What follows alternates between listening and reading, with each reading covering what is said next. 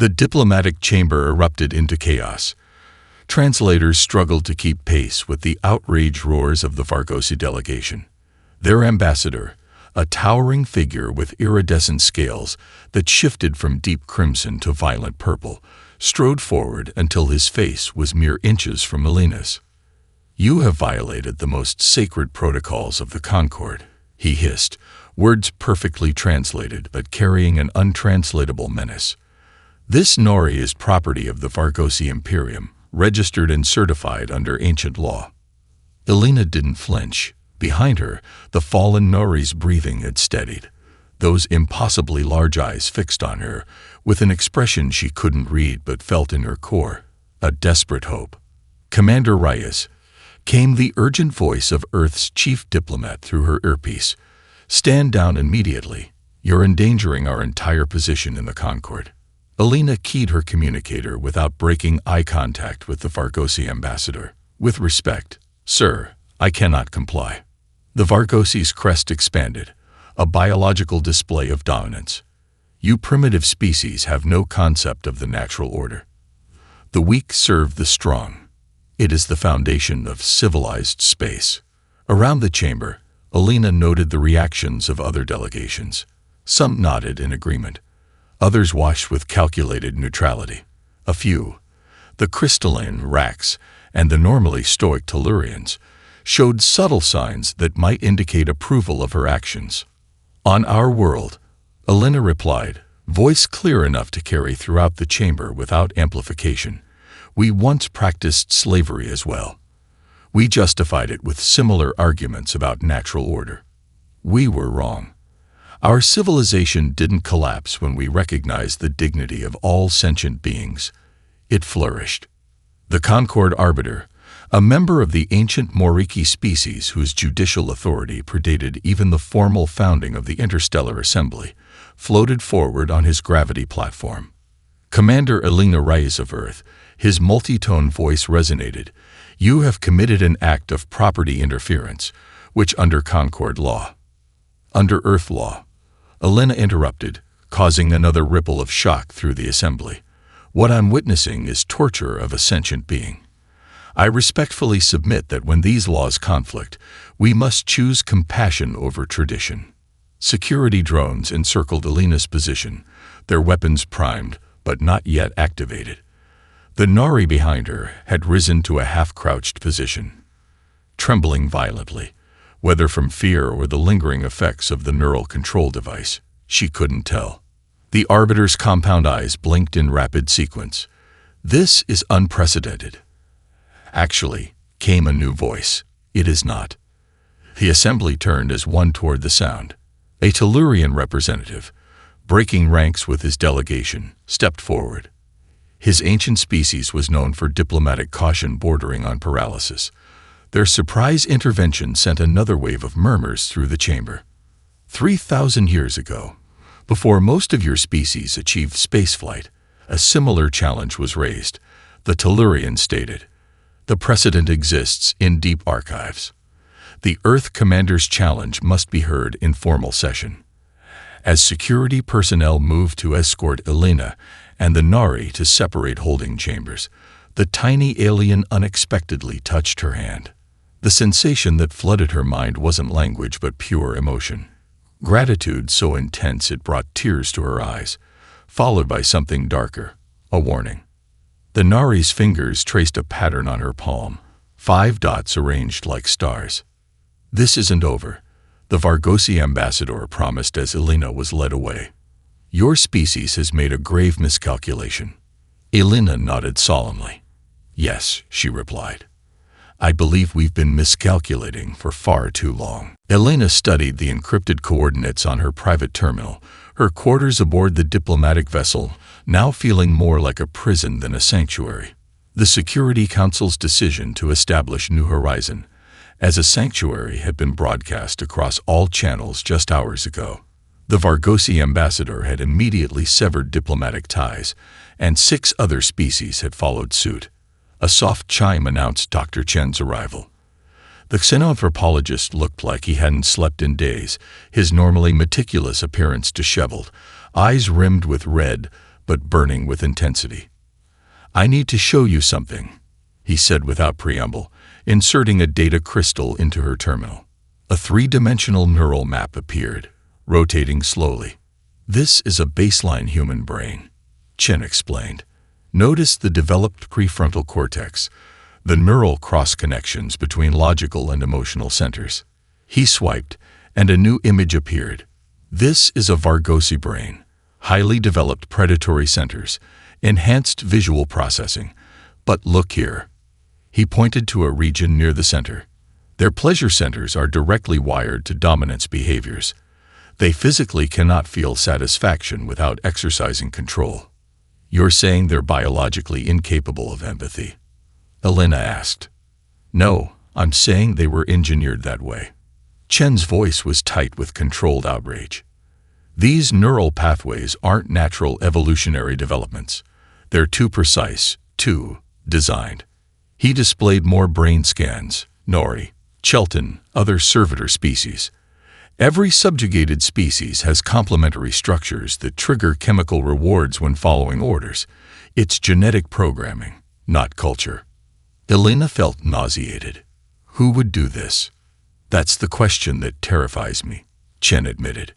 "But the more immediate concern is what it means for us. Look at this comparative analysis. Human neural structure stands completely apart from both master and servant species. We're the anomaly in their carefully structured ecosystem." The implications hung heavy in the air between them.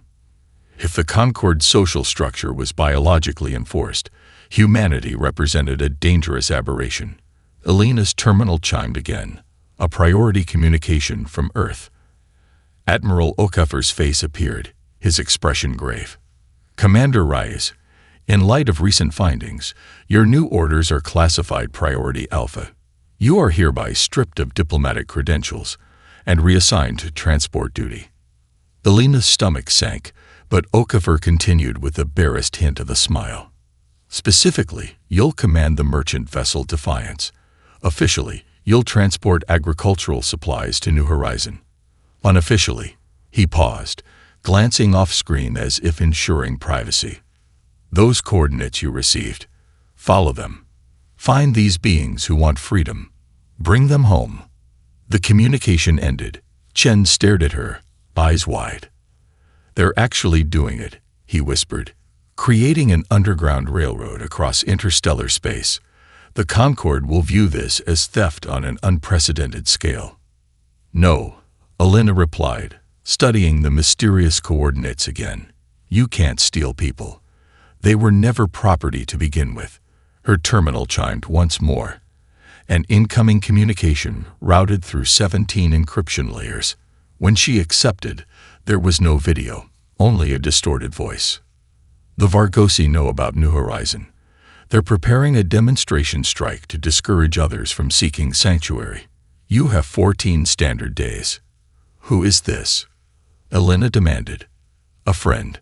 The Nari are not the only ones with broken chains." The communication terminated. Chen slumped into a chair. 14 days to establish defenses for New Horizon. Impossible. Elena was already accessing the Defiance's specifications. Then we have 14 days to find allies who can help us, starting with whoever sent these coordinates. She pulled up her official reassignment orders, noting the carefully coded language. Earth's leadership had anticipated this escalation. The Defiance wasn't just a transport vessel. It was a scout ship, faster than any diplomatic craft, with weapons systems carefully disguised as mining equipment. "Your research facility on New Horizon," Elena said, turning to Chen. "How quickly can you establish medical protocols for species we've never treated before?" "You mean species engineered to die without their master's biochemical triggers?" Chen's expression hardened with determination. "Give me enough samples and data, and I'll find a way. No sentient being should exist as property." Elena nodded, already plotting faster routes to the mysterious coordinates.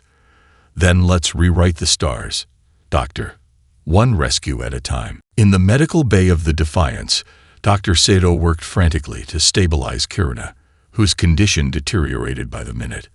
Elena stood at the bedside, her hand instinctively reaching for the Nari's trembling fingers. "We're losing him," Sato said, voice tight with tension. "His cellular structure is breaking down faster than I can compensate. These readings don't make sense. It's like his DNA is unraveling." The moment Alina's skin touched Kirina's, another mental flash hit her, stronger than before. Not just an image, but a flood of sensations. Crushing despair, determination, and something unexpected, complex mathematical equations. "He's trying to tell us something," Alina gasped, maintaining the connection despite the disorienting effect. "It's about the compounds his body needs." Lieutenant Rodriguez approached with a neural interface band. "This might help stabilize the connection, Captain. We use these for emergency communication when standard systems fail." Alina nodded, and Sato carefully placed the band around her head, then created a makeshift connection to Kirina. The moment the circuit completed, Alina's vision exploded with information. Biochemical formulas, molecular structures, and flashes of memory showing Vargosi laboratories where Nori subjects were methodically injected with glowing blue compounds. "Record everything," she ordered through gritted teeth as Rodriguez rushed to capture the data streaming across the medical bay screens. The ship's AI announced, 20 minutes to New Horizon approach. Vargosi patrol detected at edge of sensor range. Alina fought to maintain the connection despite growing nausea. "Kirina, we need to know, are there others like you? Others trying to break free?" Another flood of images, a vast network of resistance cells spanning dozens of worlds, servitor species of all types communicating through channels their masters never bothered to monitor. Leadership structures that adapted instantly when members were captured. And most surprisingly, members of master species who secretly aided the resistance, troubled by the system they benefited from. The connection abruptly terminated as Kirina convulsed. Alarms blared across the medical bay. "His system is crashing," Sato announced. "I need to put him in stasis immediately." As the medical team rushed to stabilize the Nori leader, Alina staggered to the bridge, her mind reeling from the telepathic connection. Rodriguez followed, carrying the recorded data. "Send everything to Dr. Chen," she ordered. "Priority channel, full encryption, and alter our course. We can't risk leading the patrol to New Horizon." "Where to, Captain?" Alina studied the star chart, remembering the network of resistance cells she glimpsed in Kirina's mind. "There," she pointed to an unremarkable asteroid belt in a neighboring system. The Vargosi avoided due to radiation interference with their sensors. Perfect place for a rendezvous. As the Defiance changed course, Alina received a priority communication from New Horizon. Dr. Chen's holographic image appeared, his expression grim but determined. "We've synthesized the first compound based on samples from previous rescues," he reported. "It's a temporary solution at best. Their dependence runs deeper than simple chemistry. How long will it buy us? Weeks, maybe a month. Then we need a permanent solution." Chen's image flickered. "Alina, these genetic leashes aren't just biological. They have technological components, nanomechanisms that monitor and enforce compliance. Whoever engineered these species built redundancies into their control systems." Alina thought of the images from Kirina's mind. They expected resistance. They prepared for it. "Yes, but they didn't prepare for us." Chen's determined expression matched her own. Human neural patterns seemed to disrupt the control mechanisms. We're an outside context problem they never anticipated.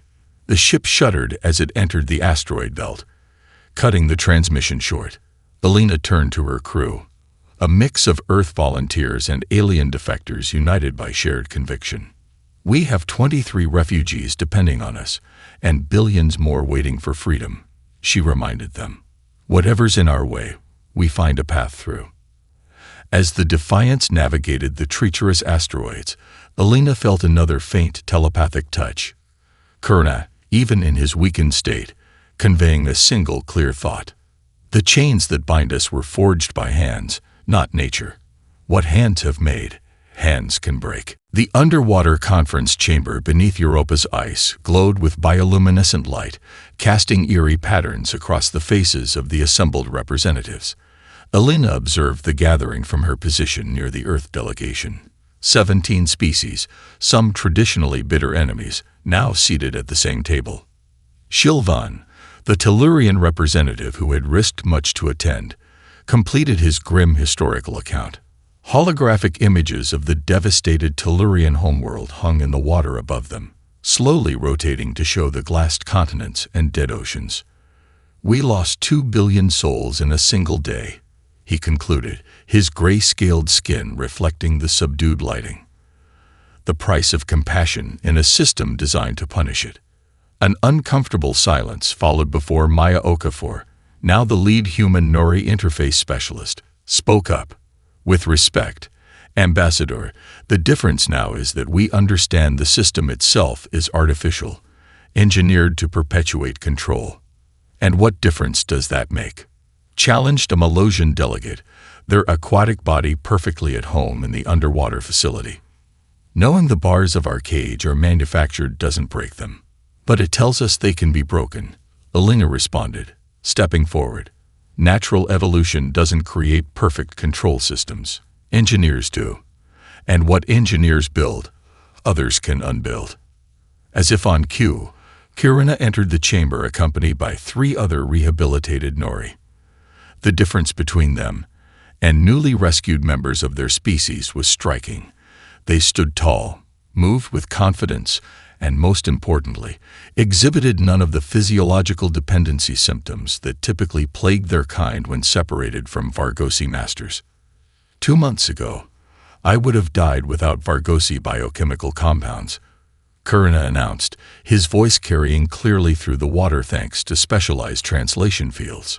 Today, I am free of that dependency, not because your human scientists have replicated those compounds, but because they helped my body remember how to produce them naturally.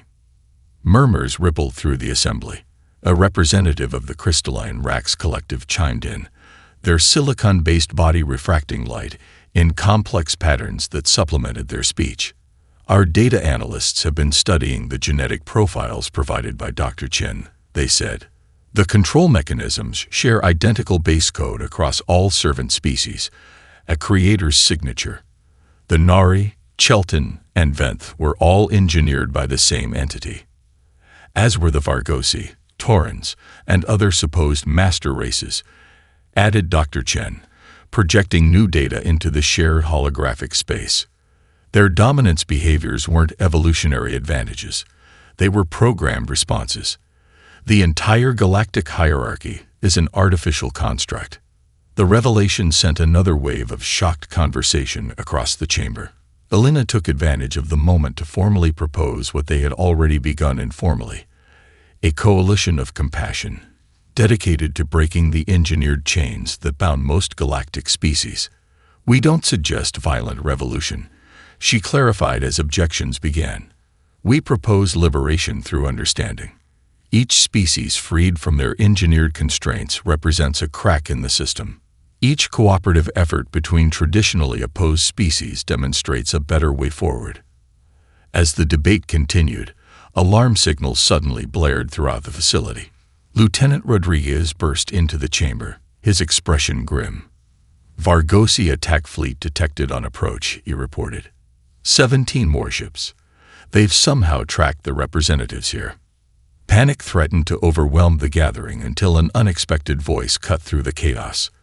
A Nari-human navigator pair, their neural interfaces glowing softly, spoke in perfect unison, something that would have been impossible just months earlier. "We've calculated their approach vectors," they announced, "and we've identified a counter-strategy their behavioral algorithms cannot anticipate." Maya explained quickly, "The human Nori neural synchronization creates thought patterns that Concord tactical systems can't predict. They're literally outside their programmed parameters." Elena looked at the frightened representatives and made her decision. "We have a chance to show the coalition's potential right now. Those with ships, prepare for defensive formation. We don't need to defeat them. Just demonstrate they can no longer predict or control us." As the representatives rushed to their vessels, Alina felt Kirina's telepathic touch against her mind. "They expect us to flee or surrender," he communicated. "What they don't understand is that compassion doesn't mean weakness. Sometimes it is the greatest strength of all." Alina nodded, already mentally preparing for the confrontation ahead. "Let's teach them the difference between control and cooperation." The orbital bombardment of New Horizon continued as Alina's shuttle raced through the atmosphere, dodging debris and energy blasts with maneuvers that would have been impossible without the human Nori navigation pair working in perfect synchrony. Through the viewport, she watched precision strikes targeting research facilities with disturbing accuracy. The Vargosi knew exactly where to hit. "They're using targeting data from a mole," she realized aloud. "Someone told them exactly where our research was housed." The shuttle landed amidst chaos, emergency response teams already working to contain fires and evacuate wounded. Alina sprinted toward the main laboratory complex, now partially collapsed and burning. Security personnel tried to stop her. "The structure is unstable, Admiral. Dr. Chen ordered full evacuation 10 minutes ago." "Where is he?" Alina demanded. "Still inside. Said something about the primary data core." Alina didn't hesitate. Strapping on an emergency breather, she plunged into the smoke-filled building. The interior was a nightmare of twisted metal and falling debris. Following her memory of the facility layout, she navigated toward the central data processing hub. She found Chen surrounded by collapsing equipment, frantically working at a terminal while the ceiling threatened to give way at any moment. Blood streamed from a wound on his forehead, but his fingers never stopped moving across the interface. "Marcus, we need to go now." He didn't look up.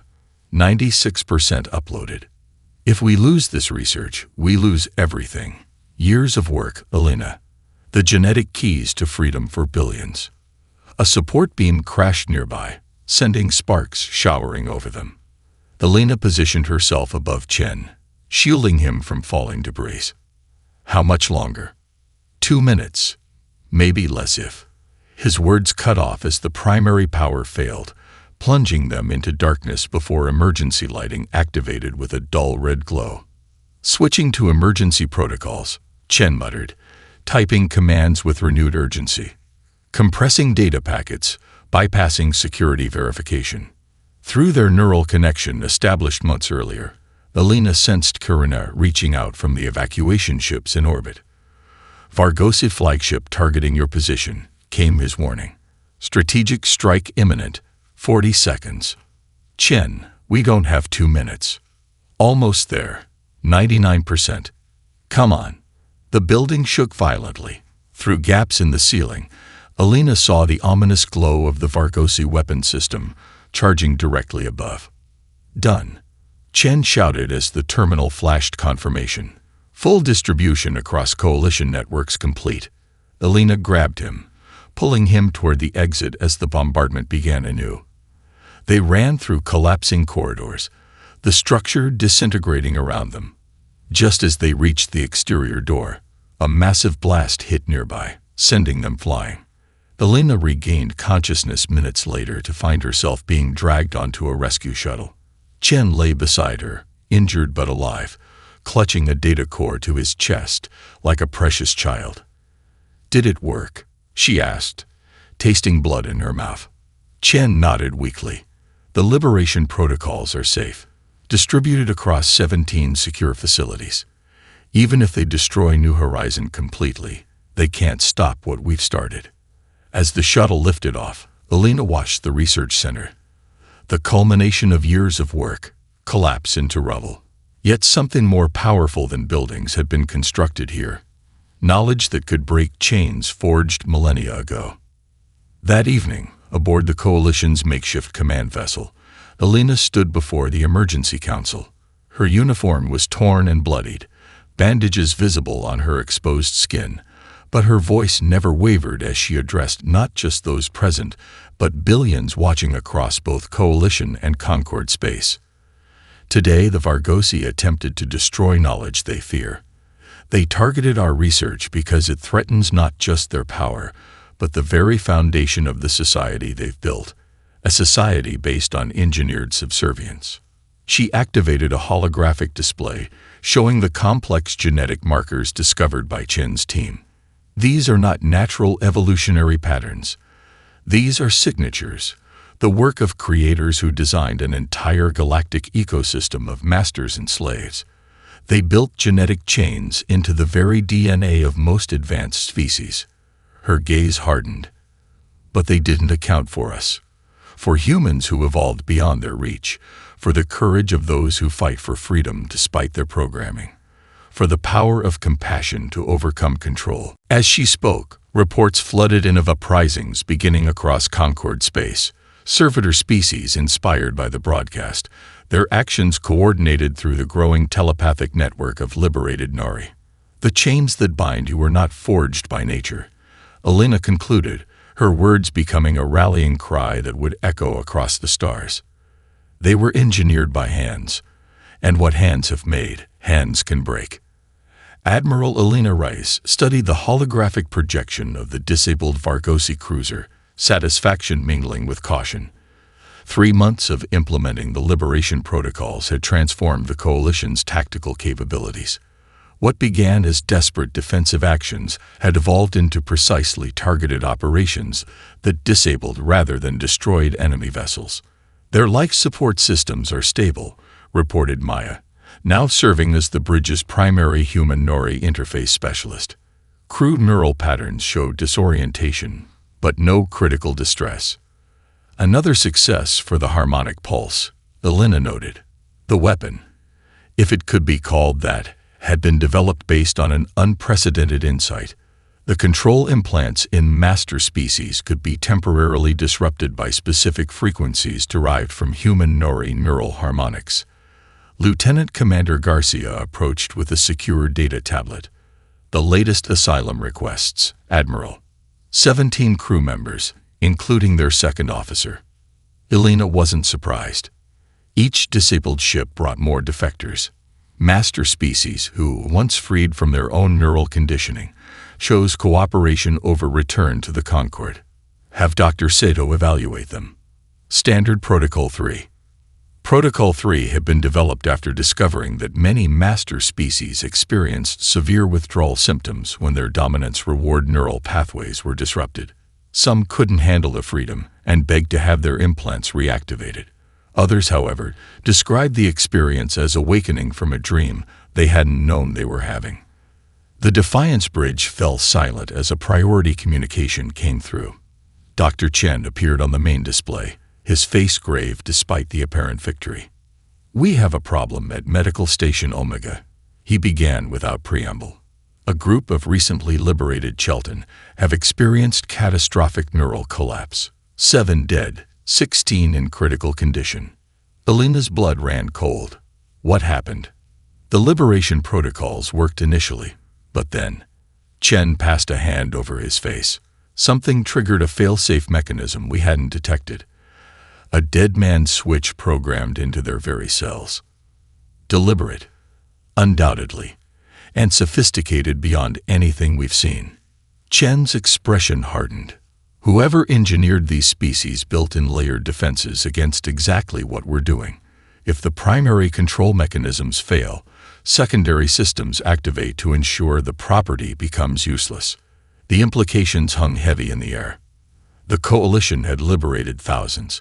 What if they all carried similar failsafes? "We need to suspend further liberations until..." Elena began, but Chen cut her off. "No. We've identified the trigger mechanism.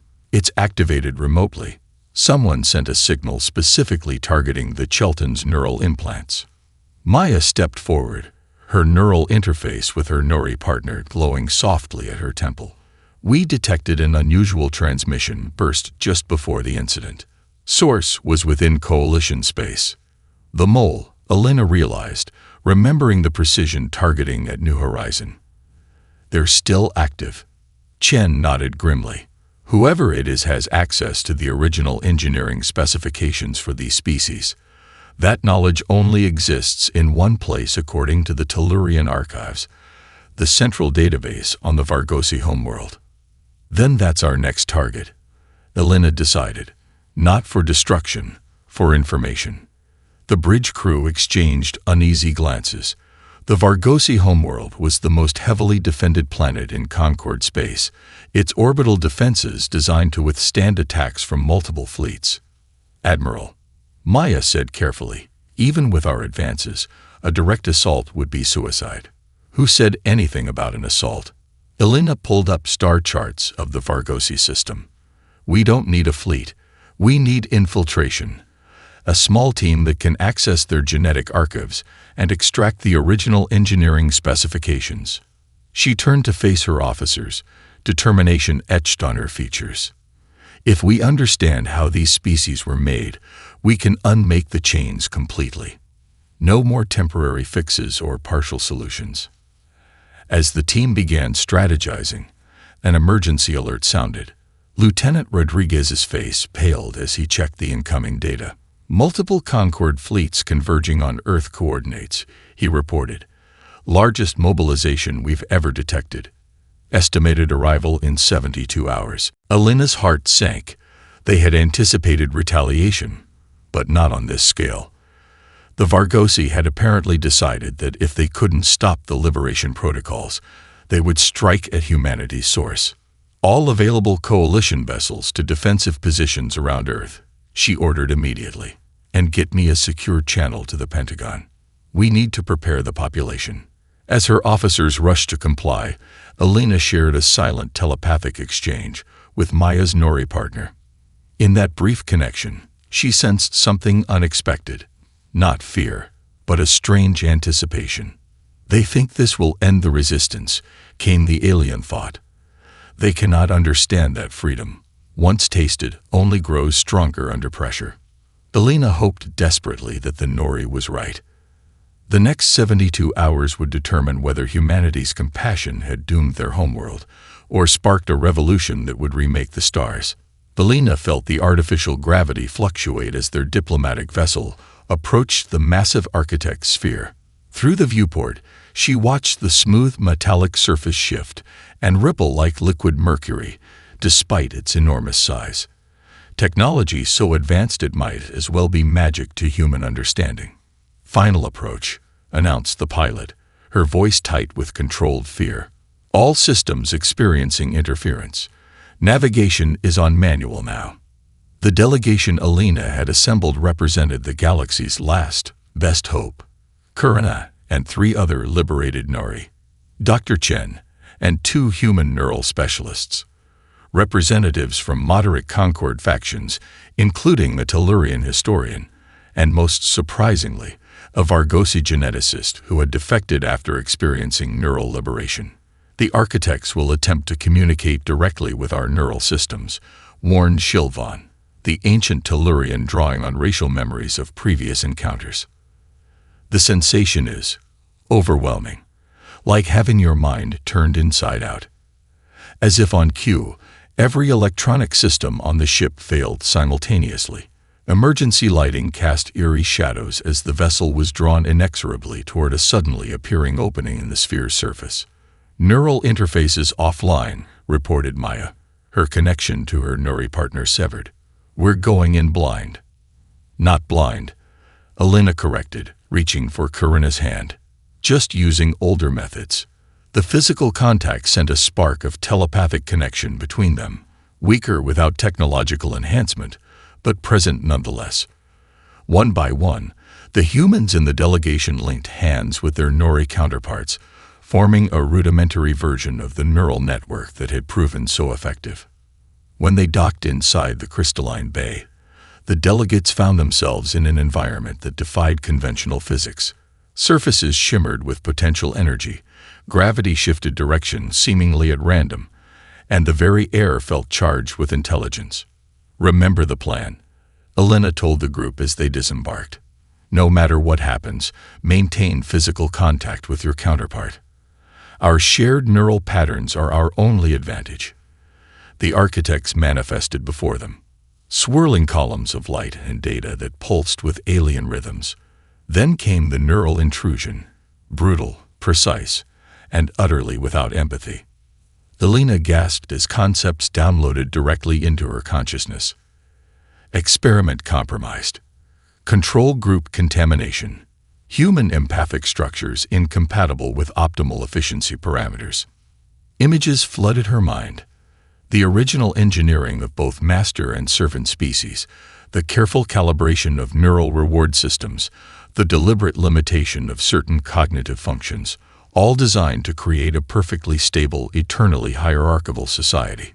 She saw the architect's grand design across millions of years, not cruelty, but a cold, alien form of efficiency.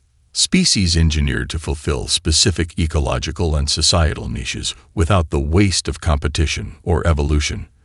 A galaxy-spanning garden tended by absent gardeners who saw sentient beings as merely complex plants to be shaped and pruned. Correction protocols initiated. Human neural abnormality identified for reconfiguration.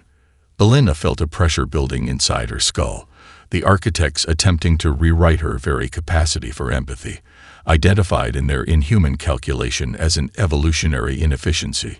Around her, the other delegates were similarly affected, many falling to their knees. Kurna collapsed entirely, his engineered dependencies reasserting themselves without human neural support. In desperate defiance, Elena forced her body to move against the mental assault.